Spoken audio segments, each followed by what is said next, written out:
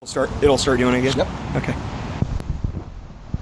So then, to kind of balance that last answer, New York or Oregon? Well, it's really funny living in Oregon now, and I was born in New York. I was born in Brooklyn, raised in Manhattan, and went back to Brooklyn. I've lived in every borough of New York except for Staten Island, which most don't even consider it a borough. But nevertheless, but living in Oregon, it's a whole new experience because when God calls you somewhere, I highly recommend don't do things in your own strength and in your own power, because when He said go and it was time to go, it wasn't easy at first, but I mean He provided every step of the way, and He made a way, and life has just been better. It's always better to do what God says. It's always better to be what God says to be, and truth be told, I just want to be where He calls me. Yeah.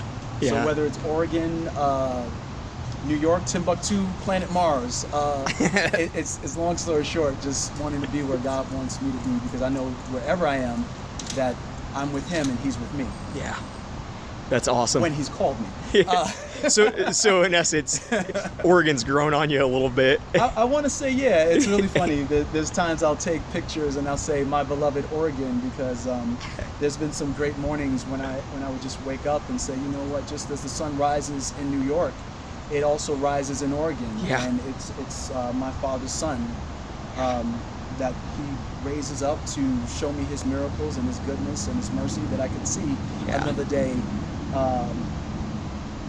Just brand new mercies every day, no matter where I am. So yeah.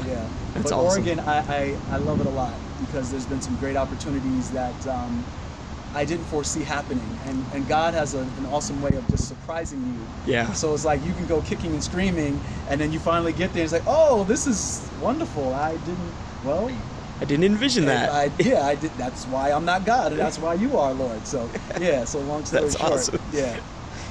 So then on that topic, what sorts of other things do you see yourself getting involved with, like coming up the next couple of years? I can tell you this.